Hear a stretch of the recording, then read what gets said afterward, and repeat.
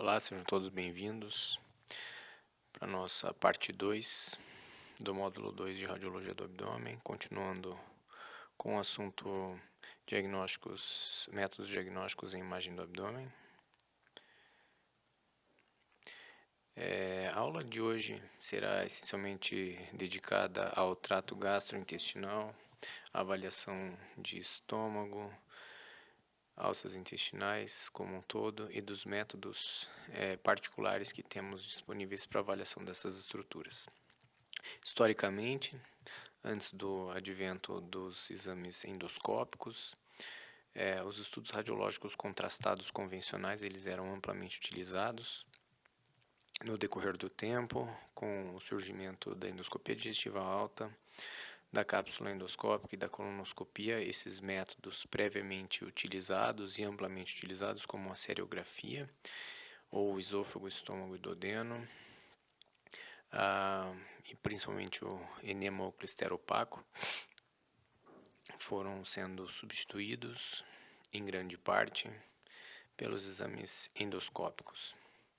Atualmente, a avaliação do delgado ainda é pouco abordada de forma pela cápsula endoscópica, tendo ainda empregabilidade os métodos radiológicos contrastados, no entanto, progressivamente sendo substituídos por exames específicos de tomografia e ressonância com preparo adequado, dedicados, chamados então exames de enterotomografia e enterorressonância. Da mesma forma, os exames de clistero e enema opaco, além da colonoscopia, em algumas situações existe a tomografia, realizada com um preparo específico chamado de colonografia por tomografia ou colonografia virtual, também dedicado a alguns casos específicos. Com relação aos exames contrastados normais ou convencionais, como o trânsito intestinal, seriografia ou enema opaco, utilizamos o bário como meio de contraste via de regra, conforme discutido. Utilizamos um aparelho de fluoroscopia, também chamado de seriógrafo, composto de uma mesa, receptor de imagem e área de comando para a movimentação dessa mesa. Uma vez que os estudos são dinâmicos, é necessário a mobilização do paciente durante o exame para melhor obtenção dos ângulos e imagens apropriadas. O exame de trânsito intestinal e o exame de seriografia, o contraste é dado por via oral, e no clister opaco, o exame é administrado por via retal. A progressão do contraste é feita por meio da fluoroscopia e algumas radiografias são obtidas para a documentação dessas alterações. Alguns desses exames ainda lançamos mão do duplo contraste, que é a utilização do ar após a administração do bário, para a distensão do órgão, melhorando a sensibilidade do método. Algumas contraindicações vale a pena ressaltar: paciente com obstrução colônica ou com diagnóstico de obstrução colônica, o bário administrado por via oral ou mesmo administrado por via retal, em algumas situações ele é proscrito. Pacientes que tenham problemas de doença inflamatória, retocolite ulcerativa que evoluem com megacolo tóxico, pacientes na vigência de diverticulite aguda ou eventualmente doenças inflamatórias intestinais quando há risco de perfuração. Nesse caso, principalmente o estudo de enema opaco não deve ser realizado, uma vez que é administrado o bário, em seguida a administração diária, a distensão ou a hiperdistensão dessas estruturas pode cursar com a piora do quadro, a piora da perfuração ou eventualmente cursar com a perfuração da alça propriamente dita. Lembrando ainda já debatido a presença ou suspeita de fístula para o interior da cavidade abdominal, paciente que tem alguma suspeita de extravasamento de conteúdo, seja do estômago, seja de alças de delgado para o interior da cavidade abdominal, o bário ele é proscrito. Caso seja indispensável o exame, deve ser feito com a solicitação de contraste iodado. Ainda pacientes debilitados, desidratados e não colaborativos, os exames contrastados requerem colaboração do paciente, requerem deglutição apropriada. Pacientes com alteração do nível de consciência não devem ser submetidos a esse tipo de exame pelo risco de aspiração e de outras intercorrências decorrentes da realização do exame. O videodeglutograma, ou deglutograma, como discutimos já na nossa primeira aula, é uma avaliação dinâmica da deglutição. São administrados diferentes consistências do contraste baritado, líquido e diferentes consistências de pastoso para avaliação de alterações funcionais e dinâmicas da deglutição. Avaliamos a fase oral, faríngea e esofagiana alta. Na pesquisa de disfagia, e ainda na elucidação de casos como pacientes com pneumonia aspirativa ou que tenham distúrbios da deglutição relacionados à doença neurológica, sequelas de AVC ou eventualmente compressões extrínsecas afetando a deglutição. Aqui é um exemplo do vídeo de um paciente administrado com contraste em diferentes consistências, sendo acompanhado todo o movimento da deglutição nas diferentes fases. O exame de seriografia, me desculpem, avalia essencialmente o trato digestório superior,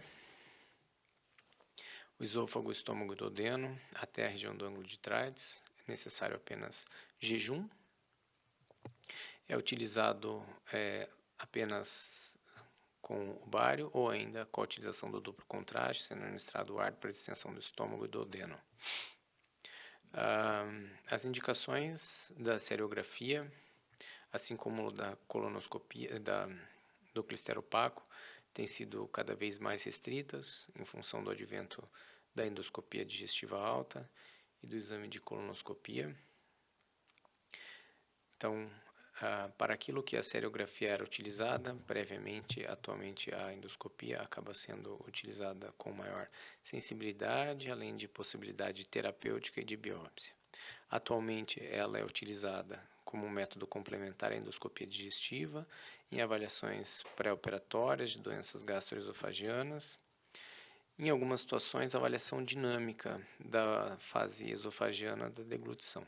Pacientes com distúrbios de motilidade esofagiana, pacientes com dilatação esofagiana ou ainda acalásia, como visto, por exemplo, na doença de Chagas. O estudo da seriografia ainda é bastante utilizado, principalmente por essa avaliação dinâmica da deglutição. Aqui temos um exame normal, uma documentação normal do exame de seriografia. Temos a documentação do esôfago nos diferentes momentos da passagem do contraste. Temos a opacificação do estômago.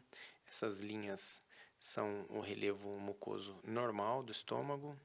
E aqui a passagem do contraste já para o arco duodenal. Avaliamos o esôfago, essencialmente o segmento torácico e segmento abdominal. O esôfago cervical ele é melhor avaliado com o estudo da deglutição, o deglutograma. Avaliamos o esvaziamento esofagiano normal, se existe ou não retardo do esvaziamento esofagiano, se o calibre do esôfago está preservado ou não, se o relevo mucoso ele está preservado ou não. Se existem presença de ondas disfuncionais, ondas terciárias, caracterizando desmotilidade esofagiana.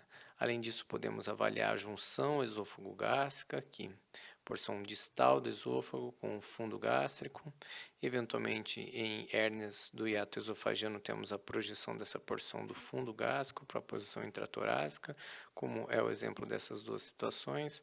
Aqui está o pinçamento diafragmático, parte do fundo gástrico na porção superior, e aqui com a administração do duplo contraste, o estômago está distendido com ar e contraste. Também temos pinçamento diafragmático e parte do estômago na porção superior, no interior do tórax.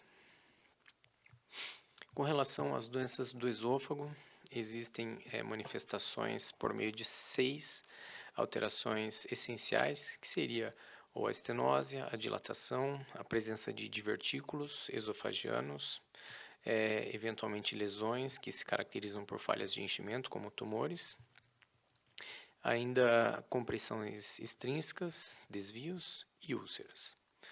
Vamos falar particularmente das alterações que são úteis ou que são melhor caracterizadas na seriografia. Algumas situações, o exame de endoscopia digestiva alta acaba por visualizar e caracterizar melhor essas alterações, portanto vamos gastar um pouco do nosso tempo avaliando alterações no qual o emprego da seriografia ainda ela é bastante útil. Vamos falar então particularmente dos divertículos esofagianos. O divertículo mais comum é o divertículo de Zenker ou divertículo faríngeo. Ele decorre de um aumento na pressão intraluminal do esôfago durante a fase faríngea da deglutição. Existe uma área de fragilidade entre a porção inferior dos músculos constritores da faringe e o músculo cricofaríngeo. Então, existe uma herniação dessa parede posterior do esôfago por essa região. E esse divertículo ele pode, com o passar do tempo, ir progredindo ou aumentando de tamanho. Muitas vezes o exame de seriografia ou até o estudo de deglutição ele pode evidenciar a presença desse divertículo, aqui com o esôfago cheio de contraste, a presença do divertículo posterior, aqui o esôfago já vazio de contraste. Veja que existe retenção do material de contraste, assim como existe retenção de secreção, existe retenção também de alimento e por isso o tamanho desse divertículo pode progressivamente aumentar. Existem outros divertículos esofagianos menos comuns. Existe o divertículo no terço médio do esôfago, que é também um divertículo de tração, normalmente decorrente de alterações inflamatórias do mediastino, que cursam com atração por meio de processos cicatriciais do esôfago, historicamente relacionado a complicações de tuberculose. No passado, existe ainda o divertículo epifrênico, um divertículo logo acima do pinçamento diafragmático, com dilatação da porção inferior por aumento da pressão intraluminal. Aqui temos então exemplo de divertículo de terço médio, em duas incidências, aqui divertículo epifrênico, pinçamento diafragmático, divertículo epifrênico, aqui mostrando um divertículo de Zenker bastante, de tamanho bastante aumentado, aqui divertículo de terço médio, divertículo de terço inferior.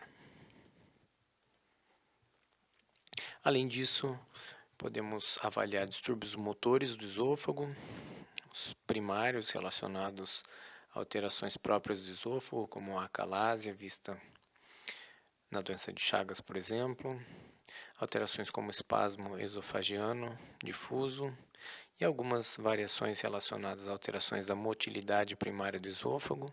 Ainda temos doenças sistêmicas que podem cursar com alteração da função esofagiana normal, como doenças do colágeno, a esclerodermia principalmente, que cursa tardiamente com dilatação do esôfago, a miastenia graves ou doenças neurológicas e metabólicas também que podem cursar com uma desmotilidade esofagiana secundária. Aqui temos uma imagem do esôfago normal, de calibre preservado com contraste. Aqui temos escalas diferentes de dilatação esofagiana. Aqui uma dilatação extremamente evidente, associada já à tortuosidade da porção inferior. A junção esôfago-gástrica não tem a abertura adequada, não permite esvaziamento adequado do esôfago, normalmente visto na acalásia, pela ausência de relaxamento do esfíncter esofagiano, e progressivamente, em função da falta de esvaziamento e acúmulo de alimento e secreções, esse esôfago progressivamente dilata, podendo ou não estar associado a alterações da motilidade. Aqui vemos irregularidades da parede esofagiana em fases diferentes, com retardo no esvaziamento, formação de nível líquido no interior do esôfago, possivelmente relacionado também a alterações no relaxamento do esfíncter esofagiano inferior, que cursam com ondas terciárias. Aqui o esôfago com ondas de desmotilidade, alterações difusas da peristalse, cursando com alterações motoras. Com relação às hérnias do hiato esofagiano, são 3 tipos, na verdade 2 tipos. O terceiro é uma combinação dos 2 primeiros tipos. O primeiro e mais comum é a hérnia por deslizamento. A junção esofogástrica desliza superiormente e o fundo gástrico ou parte dele também é herniado. A paraesofagiana, o fundo gástrico ele é herniado, a junção esofogástrica normalmente está em situação normal. E a hérnia mista é quando as duas estruturas sobem. Essa daqui é uma radiografia mostrando para vocês que mesmo em uma radiografia comum é possível, em algumas situações, avaliar a presença de hérnia do hiato esofagiano, uma vez que vemos o fundo gástrico na posição intratorácica, normalmente temos a bolha gástrica aqui facilmente visualizada. Em algumas situações, quando parte do estômago é deslocado superiormente, inclusive na própria radiografia de tórax é possível essa avaliação. Então, prestar atenção no posicionamento e na localização para não confundir com lesões pulmonares propriamente ditas. Aqui são exemplos dos exames de imagem. Aqui temos uma hérnia por deslizamento. A junção esofogástrica está acima da posição normal, junto com parte do estômago.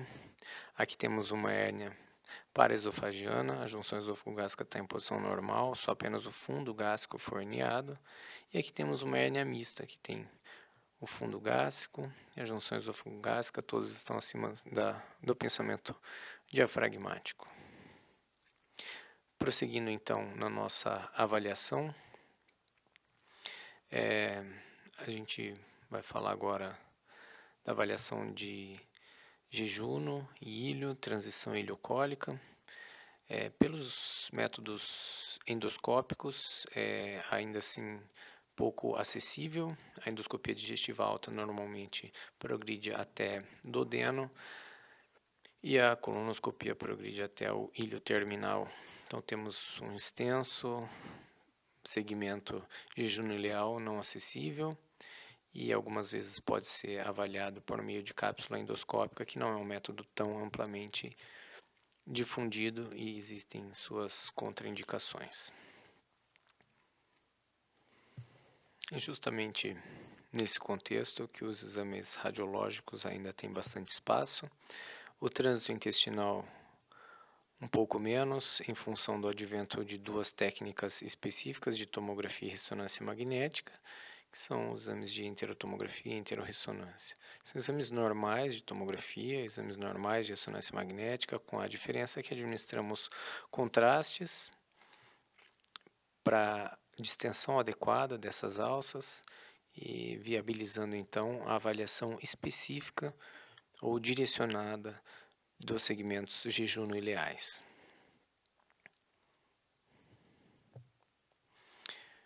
Normalmente, para o exame de trânsito intestinal normal, é indicado apenas um jejum, é administrado solução de contraste, feitas radiografias seriadas para avaliação da progressão desse contraste até a válvula iliocecal. Eventualmente, o duplo contraste ele é utilizado, em poucas exceções.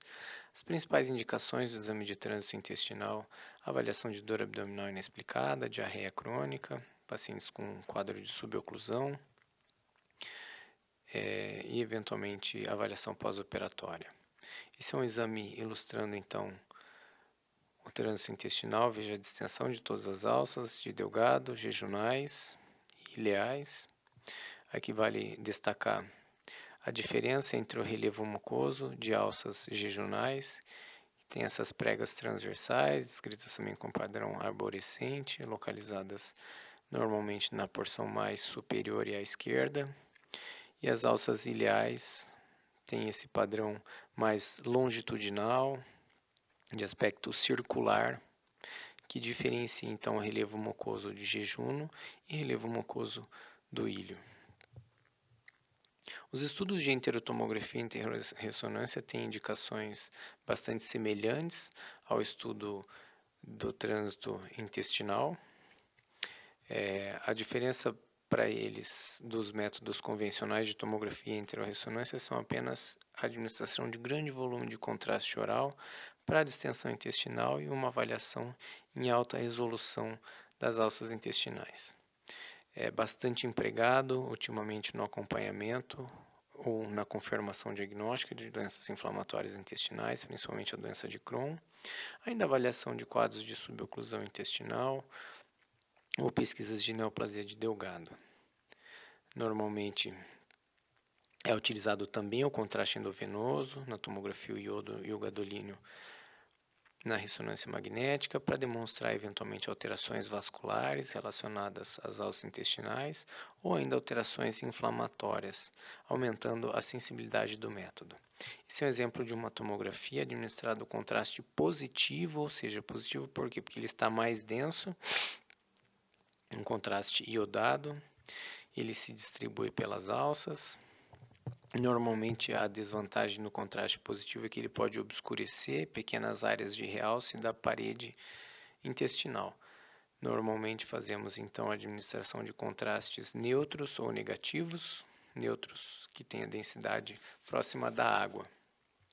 E por que não damos água apenas? Aqui é só para comparar, foi dado água apenas para esse paciente, veja a distensão do delgado, e esse paciente foi dado polietileno-glicol, que é uma solução que vai manter a água e a solução no interior da alça, evitando a reabsorção dessa água, permitindo que a distensão permaneça para avaliação adequada do exame. Aqui foi dado solução de sorbitol para o paciente também, que permanece essa distensão, avaliando de forma bem precisa a parede de alças intestinais. Então, do que muda para uma tomografia convencional é apenas a administração dessa solução de contraste para melhorar a resolução e a avaliação das alças intestinais. Para a ressonância magnética, da mesma forma, isso é utilizado, fazemos a distensão das alças por meio de solução, normalmente de polietileno-glicol ou manitol. Fazemos uma avaliação bastante extensa das alças jejunaleais, inclusive com a utilização de sequências de Cine, que permitem avaliação dinâmica da motilidade dessas alças intestinais. As comparações com relação ao trânsito intestinal e os exames de enterotomografia e enterorressonância, na verdade, sabemos que tanto a tomografia quanto a ressonância permitem a avaliação de alterações extraintestinais, né? Enquanto o exame de trânsito intestinal basicamente nos traz informações a respeito daquilo que está acontecendo no interior da alça, os exames de tomografia e ressonância, por serem técnicas multiplanares e tridimensionais, conseguimos ver o que está na alça e o que está fora dela. Isso nos permite estender a nossa avaliação para aquilo que está fora da alça, eventualmente algumas alterações sutis que poderiam passar despercebidas no exame de trânsito. Da mesma forma, a cápsula endoscópica, uma vez que ela está percorrendo o interior de alças jejunaleais, elas também permitem avaliação apenas restrita à superfície mucosa e ao interior de alças, limitações essas não vistas na tomografia e ressonância, pois permitem avaliação de todo o compartimento abdominal. Lembrando que a cápsula endoscópica está contraindicada na suspeita de suboclusão ou estenose. Em algumas situações também o estudo com bário também pode estar contraindicado quando há suspeita de oclusão intestinal. Né? No caso de suboclusão, paciente que tem trans, não tem distensão significativa, ainda assim pode ser utilizado. Aqui vou mostrar exemplos para vocês, comparando a sensibilidade entre a tomografia e a ressonância, ou melhor, os métodos de enterotomografia e enterorressonância. De forma bastante resumida e sucinta, eles têm sensibilidades semelhantes na avaliação de alterações inflamatórias. É muito possível avaliar tanto o interior da alça intestinal quanto a superfície externa. Como eu falei para vocês, no exame de trânsito intestinal isso não é possível. Vejam nessa tomografia as alças saudáveis com paredes finas, normalmente distendidas pelo contraste neutro. Aqui um segmento de alça bastante doente, com parede espessada, um realce da mucosa.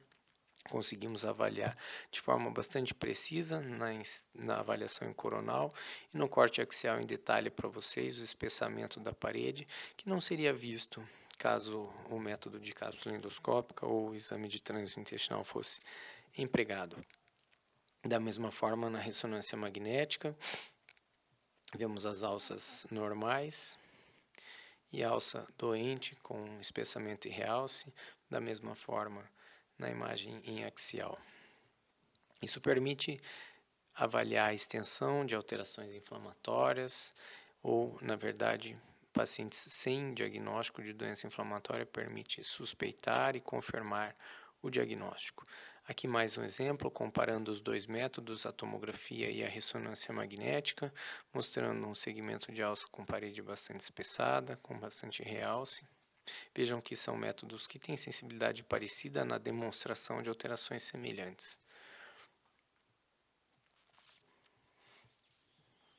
Aqui mais um exemplo, mostrando para vocês alterações de espessamento de alças, comparativamente as alças de calibre normal, de segmento normal, aqui mostrando uma área de estenose, um estreitamento dessa alteração, muitas vezes em função de processo inflamatório crônico, a alça pode cursar com estenose, eventualmente fibrose. Com relação a vantagens e desvantagens, a tomografia, como regra geral, é um método mais rápido, então o tempo de aquisição é menor comparado à ressonância magnética, a resolução espacial é excelente, no entanto temos o problema da radiação, a interorressonância é um método mais caro, no entanto isento de radiação ionizante, permite melhor a identificação de fibrose em função de dispormos de múltiplas sequências pelas ponderações T1 e T2, com e sem a saturação de gordura. No entanto, ela é mais suscetível devido ao maior tempo de exame, a artefatos de movimento, mas em pacientes de faixa etária mais jovem, no qual sabidamente farão múltiplos exames para avaliação de doenças inflamatórias, intestinais, por exemplo, sabendo que se trata de uma doença crônica, a ressonância magnética acaba tendo predileção. Ainda uma outra vantagem da ressonância magnética seria na avaliação de eventuais complicações, como presença de fístula da região perianal, habitualmente comum, nos casos de doença de Crohn, por exemplo, que é uma doença fistulizante. Aqui é um corte da pelve axial, mostrando a presença de fístula, delineando esse trajeto de fístula perianal de forma mais clara e mais resolutiva que a tomografia computadorizada.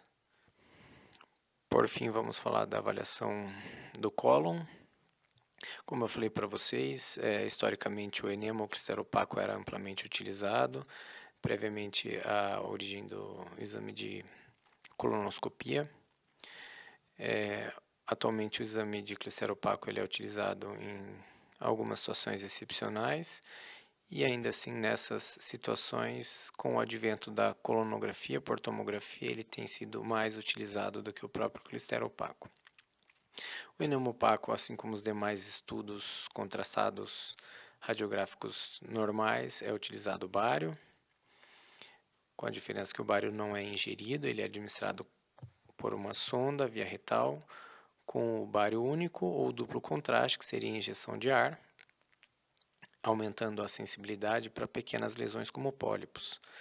A colonografia por tomografia ela tem uma indicação próxima às indicações atuais do clisteropaco, com a diferença que não é administrado contraste iodado ou contraste baritado por via retal, é apenas injetado ar, permitindo a distensão adequada do cólon por meio de uma sonda.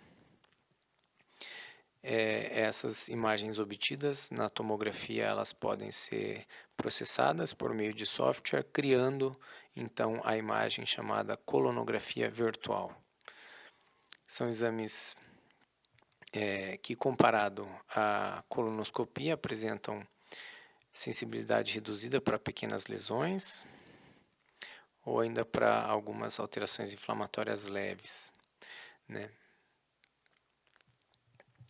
O preparo para os três métodos de avaliação colônica, seja a colonoscopia, seja o clisteropaco, seja a colonoscopia virtual, requer preparo intestinal adequado. uso de laxativos, dieta pobre em resíduos e é a parte mais desgastante na realização desses exames, é o pré-exame. O cólon precisa estar sem resíduos, precisa estar com a limpeza adequada para não simular lesões ou obscurecer pequenas lesões. Então, do ponto de vista de preparo e desgaste do paciente previamente ao exame, nenhum deles tem vantagem sobre o outro, pois os três demandam um preparo intestinal muito semelhante. Na técnica do enema opaco é obtida uma radiografia simples. Após isso é administrado contraste por meio de sonda, com o paciente mudando de posição na mesa radiográfica, conforme mostrado no início da aula. A seguir é administrado o duplo contraste ou a injeção de ar para a distensão colônica. A indicação, historicamente, era para avaliação e rastreamento do câncer coloretal, avaliação de doença diverticular, pesquisa de diverticulose colônica, mas não pacientes com diverticulite aguda, pois a diverticulite aguda é uma contraindicação a estudos contrastados. Na avaliação do megacólon chagásico, que não é um megacólon tóxico, o megacólon chagásico é a dilatação do cólon, planejamento cirúrgico. Na avaliação ainda da extensão de doença inflamatória intestinal quando não há risco de perfuração, ou ainda na pesquisa de sangramento intestinal baixo. Esse é o material utilizado para o enema opaco, é a sonda com a bolsa que é injetado ar e contraste. Essas são as imagens com a técnica de duplo contraste. Da mesma forma aqui com o paciente em decúbito, veja o nível formado por esse contraste, o paciente está em posição lateral e o cólon faz esse emoldurado e conforme são avaliadas todos os segmentos colônicos por meio de múltiplas radiografias anguladas, pesquisamos eventualmente a presença de lesões, de estenoses ou de alterações. Aqui apenas mostrando algumas pequenas alterações que são possíveis de serem vistas, aqui pequenos divertículos, aqui são falhas de enchimento pelo contraste, pequenos pólipos intestinais, aqui mostrando também mais uma vez divertículos colônicos vistos ao longo da parede do sigmoide. A colonografia por tomografia, ela é uma tecnologia mais recente que o exame de clister opaco. Ele é feito de forma semelhante à tomografia normal, no entanto, dedicado especificamente para a avaliação do cólon em algumas situações especiais. O exame de tomografia normal, sem a técnica de colonografia, ele permite também a avaliação do cólon. No entanto, por meio da distensão da injeção de ar no cólon e utilização de reformatações virtuais, esse exame de colonografia aumenta a nossa sensibilidade para a detecção de pequenas alterações que no exame tomográfico normal, sem adequado preparo intestinal e sem injeção de ar, distendendo o cólon, essa visualização não seria possível. Então, o paciente ele é submetido a uma dieta, é submetido também ao uso de laxativos previamente à data do exame. No dia do exame, é preciso passar uma sonda retal, distensão de todas as alças, ou de todos os segmentos colônicos por ar, e com isso é feito a aquisição da imagem, uma aquisição tomográfica normal, como nessa figura aqui, em reconstruções multiplanares. Aí, por meio de uma estação de trabalho específica, é feito as reformatações, criando o aspecto de colonoscopia virtual, que do ponto de vista de comparação com o exame de colonoscopia óptica acaba sendo bastante semelhante. Aqui comparando então o que seria uma colonoscopia óptica normal, uma colonoscopia virtual, veja a pequena lesão, como são vistas de maneira bastante semelhantes. Isso aqui são formas de reconstrução e reprodução da colonoscopia virtual. É um exame que tem indicações precisas, demanda um preparo intestinal adequado, até para lesões intestinais não serem confundidas com resíduos. E as principais indicações estariam relacionadas ao rastreamento do câncer coloretal por meio da detecção de pequenos pólipos, avaliação de cólon proximal em pacientes com tumores estenosantes do cólon distal já avaliados previamente, ou seja, pacientes que têm lesões estenosantes no sigmoide, por exemplo, que não permitem o prosseguimento ou a progressão do equipamento de colonoscopia até os segmentos colônicos mais proximais, a fim de afastar a presença de tumores sincrônicos. Nesse caso, a colonografia por tomografia ela é indicada, da mesma forma como é indicado em pacientes que fizeram uma colonoscopia, mas a colonoscopia não progrediu até as porções finais da região iliocecal ou até o ilho terminal. Isso é considerada uma colonoscopia incompleta por dificuldade na progressão do aparelho. Muitas vezes alguns pacientes têm limitações anatômicas, ou pacientes longilíneos, ou pacientes muito magros. O equipamento de colonoscopia nem sempre progride de forma satisfatória. Nessas situações de colonoscopia que não foi progredido até o fim, o exame de colonografia por tomografia ele pode ser utilizado ou ele tem um emprego adequado. Com relação ao rastreamento do câncer coloretal, ele é possível, no entanto, diferente da colonoscopia convencional, não é possível biópsia, não é possível avaliação ou terapia.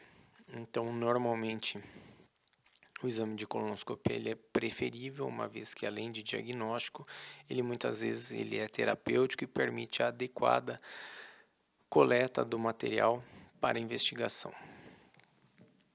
Importante lembrar que na presença de suspeita de perfuração ou na suspeita de doenças inflamatórias em atividade com risco de perfuração, o exame de colonoscopia virtual ou colonografia por tomografia não está indicado, pois será administrado ar e o ar pode distender e piorar uma eventual perfuração ou ainda cursar com perfuração de uma parede que já está friável. A vantagem da colonografia por tomografia é um método rápido, bastante acurado para lesões pequenas. É claro que a colonoscopia óptica por visualização direta, ela ainda tem maior sensibilidade para lesões pequenas, né? Mas o exame de tomografia ou colonografia virtual é um exame minimamente invasivo, ele é bastante reprodutível e ele permite a avaliação de segmentos colônicos após alterações de estenose que em algumas situações não são acessíveis pela colonoscopia normal. No entanto, a grande limitação é a impossibilidade de realização de biópsia. Além disso, condições inadequadas de preparo intestinal podem simular pequenos pólipos ou obscurecer lesões, assim como nos demais métodos disponíveis para avaliação do cólon. E para que fique bem claro, mais uma vez, os exames para avaliação atuais por tomografia e ressonância não são métodos diferentes dos exames de tomografia e ressonância, apenas o que muda é a atenção do exame à estrutura específica. Na avaliação de alças de Delgado, na enterotomografia e enterorressonância apenas fazemos uma distensão apropriada das alças jejuniliais para adequada avaliação.